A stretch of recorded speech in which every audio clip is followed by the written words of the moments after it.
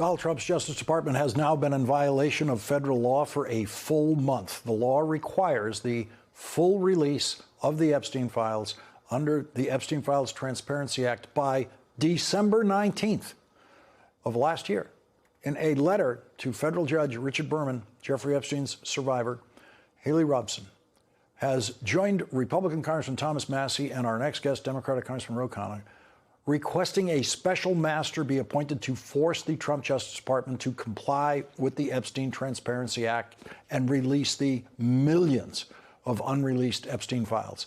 We ask the court to help ensure that the law is followed as written, that disclosures are complete and not improperly withheld or over-redacted with respect to those who are not survivors, and that continued delays or discretionary noncompliance do not further re-traumatize us.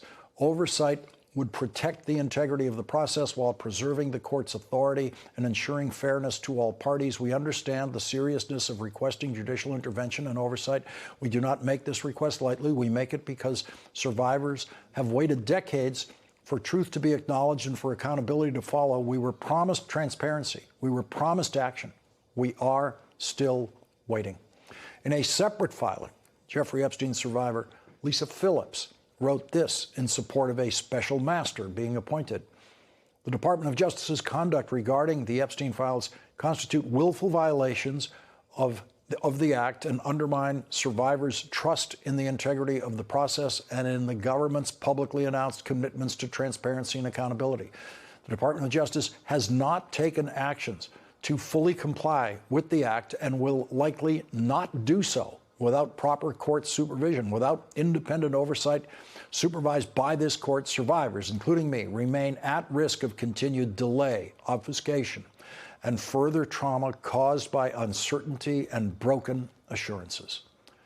Tomorrow is Jeffrey Epstein's birthday, and today a giant 12-foot replica of the birthday letter that Donald Trump wrote to Jeffrey Epstein for his 50th birthday appeared on the National Mall. An accompanying note says, "Happy birthday. The secret handshake invites you to celebrate the birthday of Donald Trump's closest friend, Jeffrey Epstein, with a larger-than-life tribute to their intimate correspondence."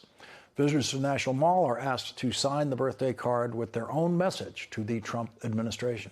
Joining us now is Democratic Congressman Ro Khanna of California. He is a member of the House Oversight Committee. And Congressman Khanna, I guess we should have seen this coming. Donald Trump fought the law that you were trying to pass in every way that he possibly could. Republicans fought it until they got overwhelmed by you and Thomas Massie with the discharge petition. And then Republicans realized they just couldn't beat it. So they went along with it, voted for it. But in the end, Donald Trump, who controls the Justice Department, was just going to violate the law, just release less than 1% of the Epstein files and simply not comply with the law. Lawrence, not only is he violating the law, the Department of Justice had the audacity to brief Judge Engelmeyer and say that the judge has no authority to enforce the law. In their brief, they say, the judge, you can't do anything if we're violating the law. It was almost insulting the court. And that's why I think we saw these enormously courageous survivors, Haley Robson and Lisa Phillips, write to the court saying, this is causing us trauma.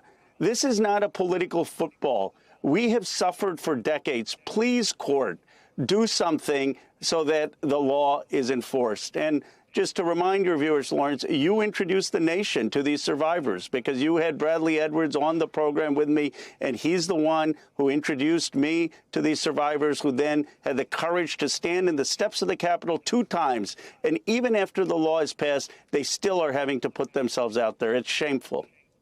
What are the next steps?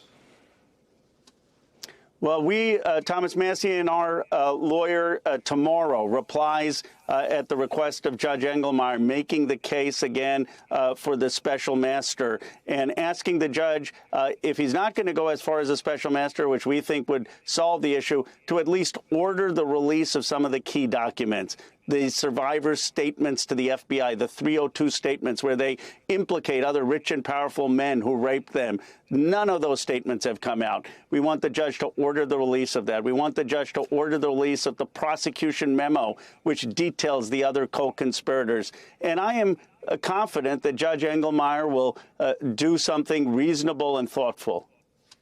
So Donald Trump obviously is talking about Greenland every day. He invades Venezuela. He's doing everything he can to take attention away from this and run the clock as long as he can, to the point where now some Republican members of the House who voted for the discharge petition to pass your bill are now saying they don't care about it. That seems to be Donald Trump's game, is to play this out long enough with enough diversionary tactics, enough diversionary attention to Greenland that he can get people to just stop caring.